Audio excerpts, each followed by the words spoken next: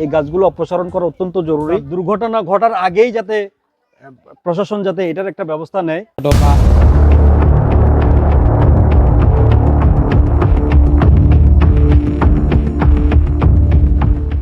বনায়নের আড়ালে চট্টগ্রাম শহরের কৈবল্যধাম হাউজিং এলাকায় চলছে পাহাড় নিধন, অবৈধ জায়গা দখল এবং বেপরোয়া সন্ত্রাসী রাজত্ব, যার মূল হোতা নিজেকে কথিত দারোয়ান দাবি করা কুখ্যাত ওয়াহিদুল ইসলাম ওরফে বেলালের বাপ।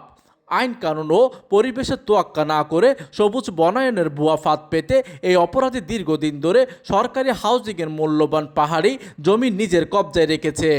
অনুসন্ধানে বেরিয়ে এসেছে বনায়ন তো দূরের কথা, মূলত পাহাড় কেটে অবৈধ ঘর বাড়ি ও ঝুপড়ি নির্মাণ করাই তার আসল উদ্দেশ্য, যা ভাড়া দিয়ে মাসে সে পকেটে পড়ছে 4 থেকে 5 লাখ টাকার অবৈধ অর্থ। পরিস্থিতি এমন ভয়াবহ পর্যায়ে পৌঁছেছে যে সে এই পাহাড়ি এলাকাকে নিজের সাম্রাজ্য বানিয়ে কাউকে ভেতরে ঢুকতে দিচ্ছে না এবং কোনো গণমাধ্যম বা তদন্তকারী ভেতরে গেলেই তাদের বাধা দিচ্ছে ও হুমকি ছড়াচ্ছে। তার নির্দেশে পাহাড় কেটে মাটি বিক্রি আর বেপরোয়া গাছ লাগানোর কারণে পুরো এলাকা এখন মারাত্মক ঝুঁকিতে।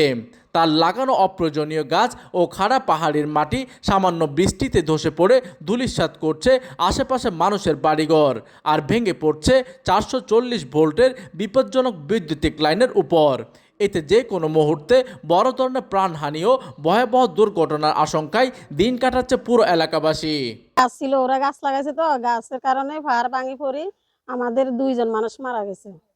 এখন গাছগুলা এখন আরো অনেক বিশাল হয়েছে, তো এগুলা আমাদের এখানে আরো ঝুঁকি হয়ে গেছে। কিন্তু গাছগুলো দেখেন একেবারে আমাদের মাথার উপরে চলে যাচ্ছে।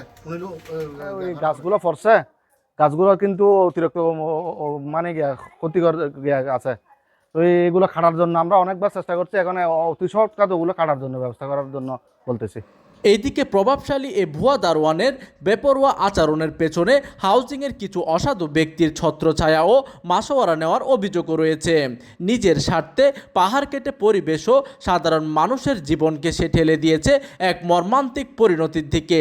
গাছ না কেটে উল্টো ঝুঁকিপূর্ণ বনায়নের নামে জমি দখল এবং অবাধে পাহাড় ধ্বংসের এই সিন্ডিকেট বন্ধে অবিলম্বে নিরপেক্ষ তদন্তের দাবি জানিয়েছে ভুক্তভোগী এলাকাবাসী। বেশ কিছু মানুষ দেখলাম যে তারা এই সমস্যায় জড়িত, তারাও একই ধরনের কমপ্লেন করছে। তিনি বিভিন্ন জায়গায় এভাবে গাছ লাগিয়ে তিনি মানুষের, সেখানেও ঠিক একই অবস্থা। পাহাড় সংলগ্ন যে বাসাগুলো আছে সেখানে দেখলাম যে গাছগুলো ঝুঁকে পড়ছে, যে কোনো মুহূর্তে দুর্ঘটনা ঘটতে পারে, তাদেরও একই ধরনের কমপ্লেন।